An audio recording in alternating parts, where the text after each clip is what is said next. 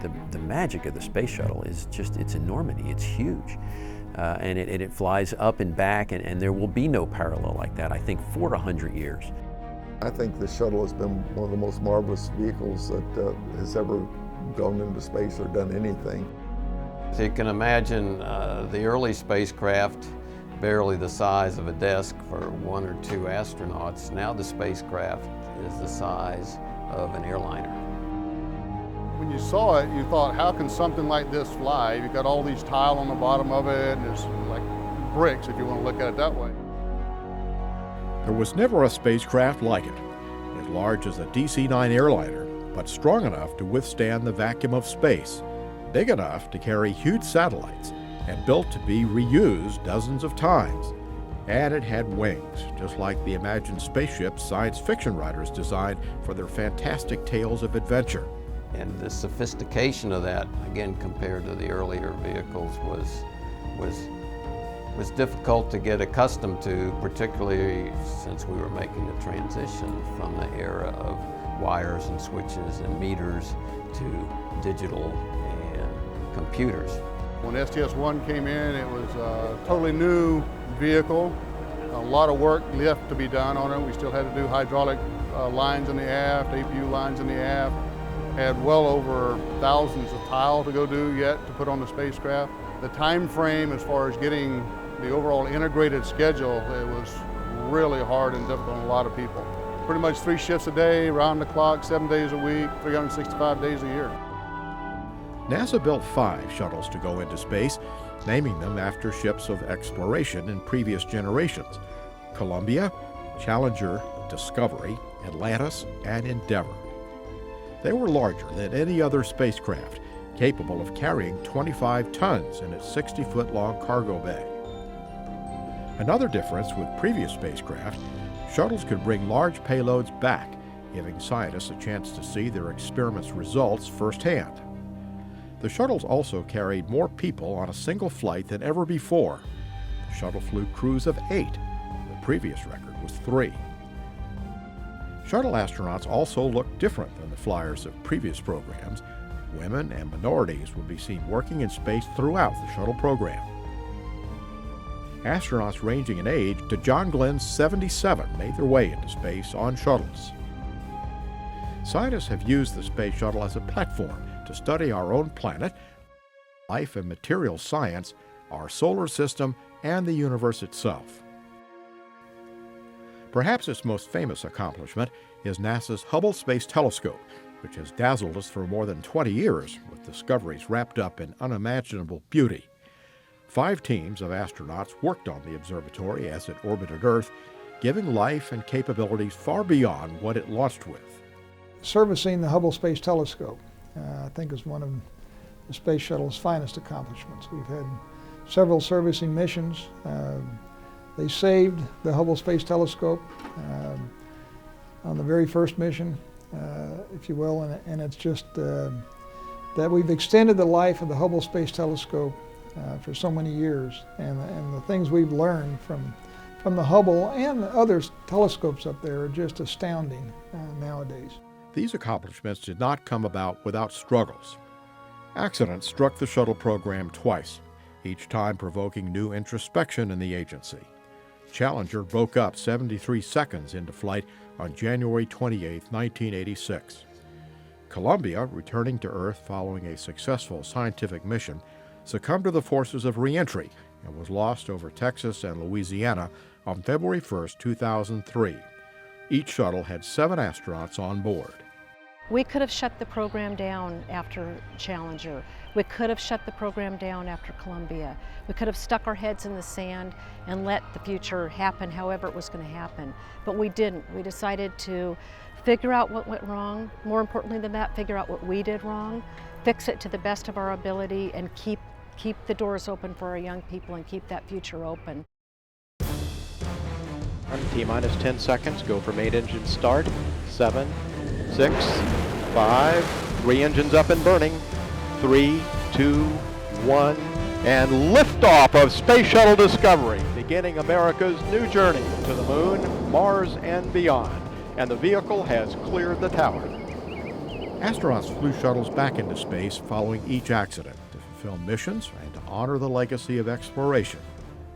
As the program evolved, shuttle missions grew in complexity.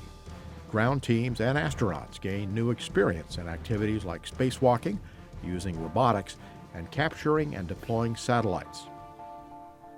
The next big change in the program came in 1995 when the shuttle fleet focused on a new destination in orbit. Discovery performed a flyby with the Russian space station Mir. Then Atlantis docked with the outpost a couple of months later to begin a string of shuttle visits bringing supplies and new astronauts to take turns living in space for months at a time, far longer than any American had done before. In 1998, NASA began a mission that would take more than 10 years and 36 shuttle flights to complete. It would push the astronauts, space workers, and the shuttles farther than before. Together with 15 other nations, NASA began construction of the largest spacecraft in history, the International Space Station.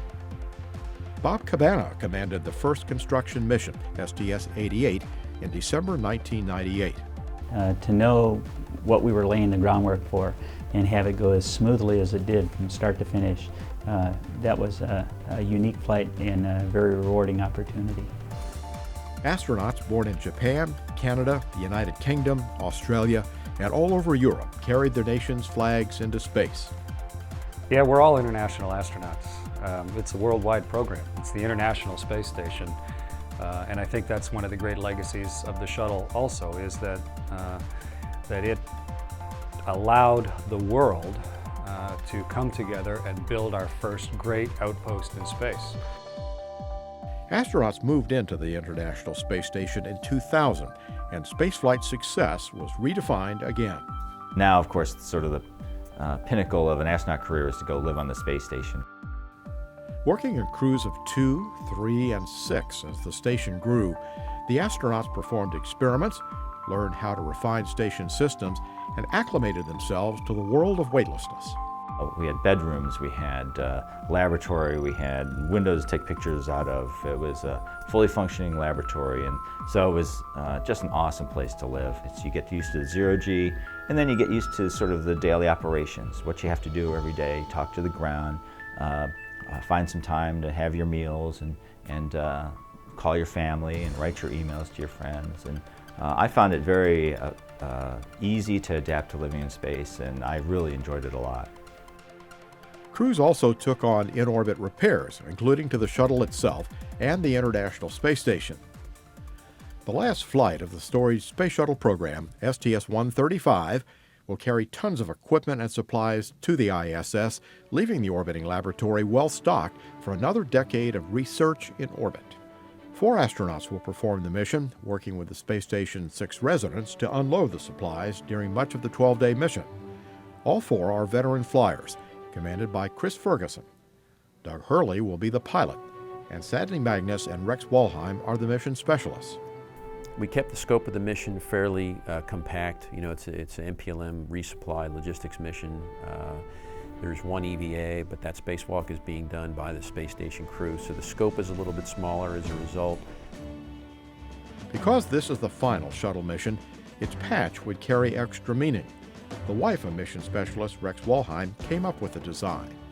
Well, we wanted to make it a celebration. We wanted to make it a happy patch that really encompasses the kind of history of the Space Shuttle Program. So in some respects it mirrors a little bit the STS-1 patch with the full shuttle on there. And we wanted to also honor the whole NASA contractor team, the whole team that has made the Space Shuttle possible. And we did that by putting a portion of the NASA emblem in the middle with the swoosh on there. And then we also want to signify that it was the last mission. We did that with the Omega. After 134 missions, the shuttle program has pushed the boundaries of what was possible for people to accomplish in space. The space program, since its early days, has been really something to point at as a piece of history, American history. And the Space Shuttle for the last 30 years has been the way we get American astronauts onto orbit and international astronauts with us. So it'll be remembered as this part of American spaceflight history. To have a vehicle like the shuttle that launches as a rocket, lands as a heavy glider, and does all the different kind of functions on orbit that it has over the years, I think it's going to stand in the annals of history as a very unique versatile, kind of a one-of-a-kind vehicle. The Hubble Space Telescope, the space station, means just tremendous accomplishments. You know, a winged vehicle that is able to come back to a runway, developed in the 70s. I mean, it's just a tremendous technological feat even now. I don't think we're going to see a vehicle like it in the near future, and I'm just proud that I was one very small part of it.